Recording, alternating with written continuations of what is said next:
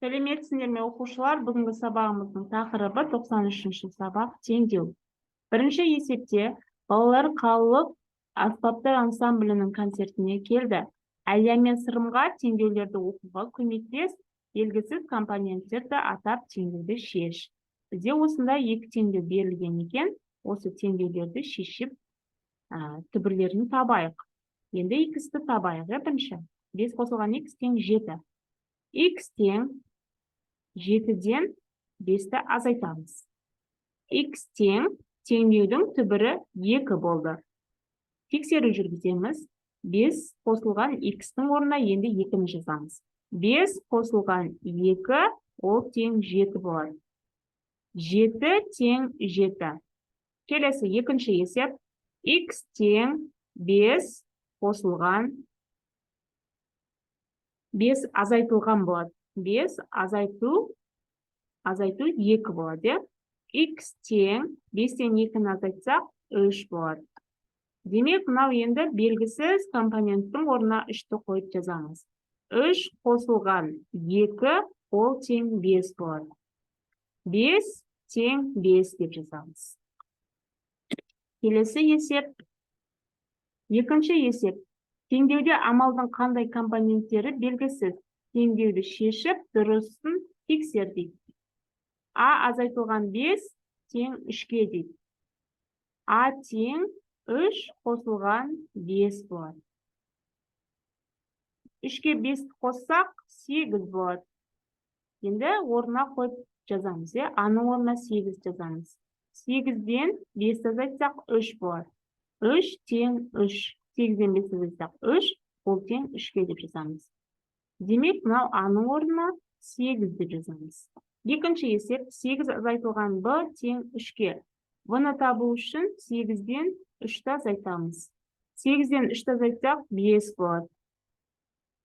Орнына қойып жазайық. 8 азайтылған В-ның орнына 5 жазамыз. 8-ден 5 азайтсақ 3 болады. 3 тең 3 деп жазамыз. Мына В-ның орнына 5 деп жазамыз. 5-ке 3-ті қоссақ 8 шығады. Келесі үшінші есеп. Егер теңдеуді шешсең, Әлияның билетінің қатар мен орынды анықтайтын боласың дейді. Х тең 50 азайтылған 40 болады. Х тең 50-ден 40 азайтсақ 10 болады. Орнына қойып жазайық.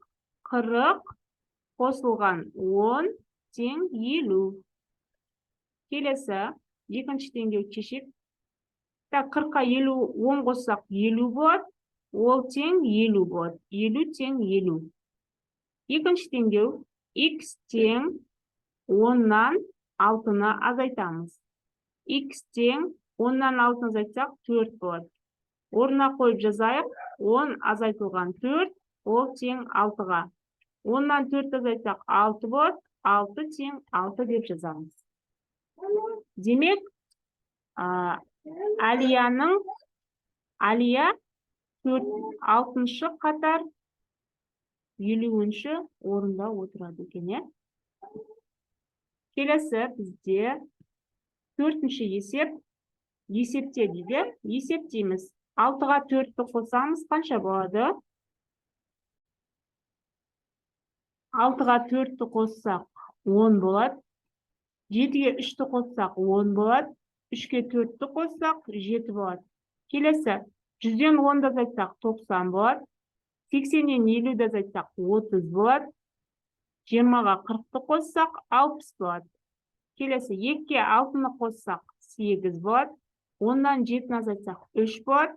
7-ге 2-ні қоссақ 9 болады. 100-ден 80-ді азайтсақ 20 болады. 90-дан 60-ды азайтсақ 30 болады. 40-тан 30-ды азайтсақ 10 болады. Келесі 5-ші есеп. Сағаттарда концерттің басталу және аяқталу уақыты көрсетілген. Концертте қанша уақытқа созылатынын айт. Сағаттың үлгілерін пайдаланып, өзің тапсырма құрастыр дейді. Бірінші сағатта концерт сағат 5:00-де басталды. 10 так 5:00 5:00'ды 17:00 деп айтамыз. Ал мына жерде 20:00 деп айтамыз. Енді 20:00-ден азайтамыз 17:00'ды. Немесе 10 бит жасақ болады. 8-ден 5-ті азайтсақ 3 болады. Демек, концерт қанша сағатқа созылған?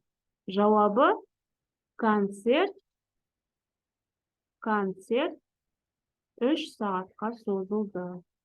Концерт 3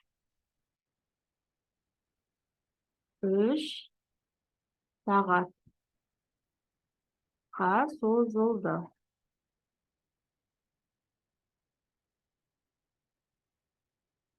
Сонымен оқушылар, бүгінгі сабағымыз соңына келіп жетті. Назар салып тыңдағандарыңызға рахмет. Келесі кездескенше сау саламатта болыңыздар.